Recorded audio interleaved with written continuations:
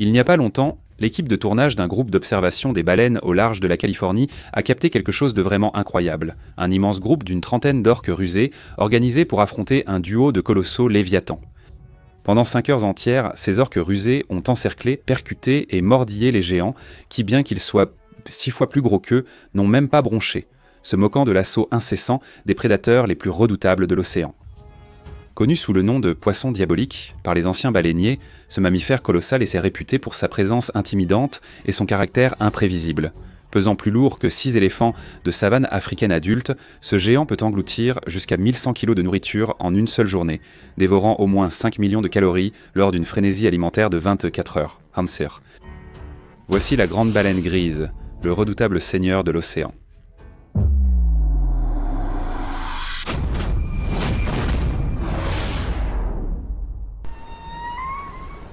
Escherichia robustus, mieux connue sous le nom de baleine grise, baleine noire-grise, baleine grise du Pacifique, baleine grise coréenne ou baleine grise de Californie, est une espèce de baleine à fanon que l'on trouve dans les hauts côtières.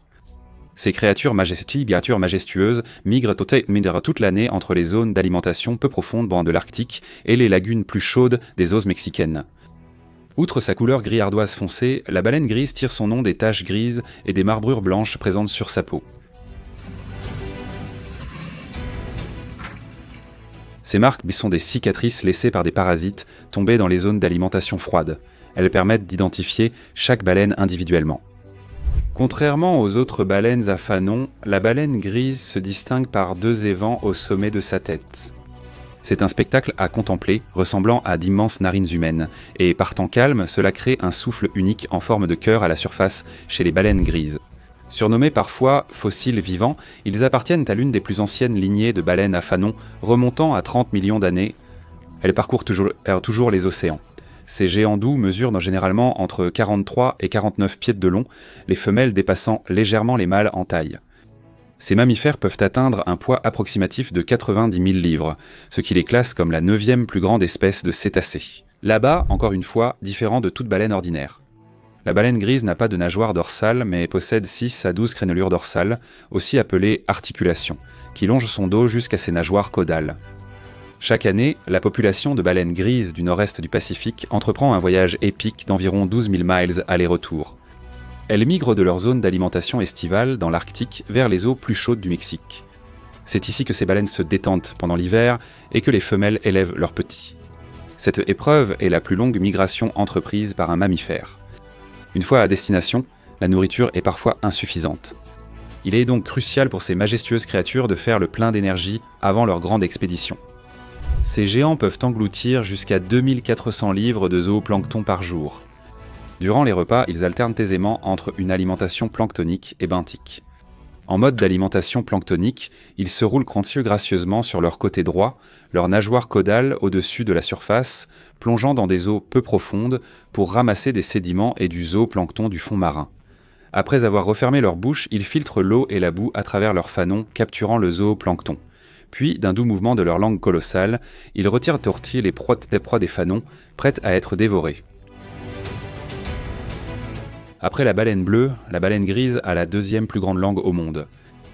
A l'inverse, en mode d'alimentation benthique, ces créatures impressionnantes utilisent la succion pour aspirer leur proie de la zone benthique du fond marin. Les baleines grises sont des carnivores opportunistes. En plus de consommer une grande variété de zooplancton, comme des crevettes fantômes et des amphipodes, leur régime alimentaire inclut des œufs de harangue, des vers polychètes et diverses larves. Comme les humains avec leur latéralité, les baleines grises peuvent préférer plonger d'un côté de leur tête. Cette tendance peut entraîner un développement musculaire asymétrique, ce qui peut potentiellement rendre un côté plus robuste que l'autre. Et en vieillissant, ce déséquilibre peut même affecter la santé de leurs yeux, pouvant entraîner la cécité d'un œil. L'interaction extraordinaire de la baleine grise avec les orques reste son fait le plus marquant. Les orques sont parmi les rares prédateurs naturels des énormes baleines grises. Leurs tactiques telées sont rusées. 3 ou 4 orques convergent, percutant le baleineau gris par le dessus et par le dessous pour le séparer de sa mère vigilante, qui se défend vaillamment. Le baleineau est alors plongé sous les vagues, noyé par les orques implacables. De façon choquante, on estime qu'environ 1/3 de tous les baleineaux gris nouveau-nés tombent ainsi victimes de cette prédation. La chronique continue. Les baleines grises adultes pèsent 6 fois plus que les orques, un écart stupéfiant. Pourtant, aucune créature ne peut résister à la puissance tactique des orques agissant en groupe coordonné. Les baleines grises adultes se défendent redoutablement. Face aux orques, la mère et son petit adoptent une manœuvre stratégique. Le baleineau se glisse sous sa mère pour échapper aux prédateurs, tandis qu'elle frappe violemment de la queue pour les tenir à distance. Les orques rusés séparent souvent la mère de son petit pour remporter la victoire. Toutefois, face à une baleine grise adulte, les orques hésitent, sauf si elles sont nettement plus nombreuses gretaunes que leur cible. Comme lors du célèbre face-à-face en Californie, où 30 orques ont combattu 2 baleines grises adultes. Cependant, même dans ce cas, après un combat épuisant de 5 heures, ce sont les orques qui ont finalement cédé, malgré leur nombre écrasant face à seulement 2 adversaires. Étonnamment, des baleines à bosse ont été vues protégeant les petits des baleines grises, des orques implacables. Outre les orques, un autre prédateur mortel menace la majestueuse baleine grise, les humains. Historiquement, la chasse était la principale menace pour les baleines grises. La chasse commerciale au XIXe et XXe siècle a gravement réduit les populations de baleines. Néanmoins, des réglementations internationales les protègent depuis, et leur nombre a lentement augmenté. Malgré cela, les baleines grises font toujours face à des dangers liés à l'activité humaine, comme l'enchevêtrement dans les engins de pêche et les collisions avec les navires, ainsi qu'aux changements environnementaux causés par l'activité humaine. Autrefois, les chasseurs de baleines surnommaient dans les baleines grises « Quantilistancic » et « poissons du diable ». Cependant, en raison de la férocité des mères lorsqu'elles sont séparées de leurs petits, elles ne sont généralement pas agressives envers les humains. À moins qu'elles ne soient provoquées pour défendre leur progéniture, en fait, ces baleines sont souvent amicales, s'approchant des petites embarcations et des lagunes peu profondes et permettant aux humains de les toucher. Ce comportement pourrait provenir de la curiosité ou d'une réaction au bruit des moteurs de bateaux, les baleines enquêtant peut-être pour protéger leurs petits. Parfois, les baleines permettent même aux spectateurs d'enlever leurs poux ou autres parasites, ce qui suggère que ce comportement amical pourrait aussi être lié au plaisir tactile pendant les mois. En novembre et décembre, le rituel de reproduction des baleines grises, créatures teintes majestueuses des polyandres, a lieu. Elles s'engagent dans des comportements de réaction de cours et d'accouplement complexes qui impliquent souvent 3 individus ou plus. Dans leur tradition de cours, les baleines adoptent un comportement appelé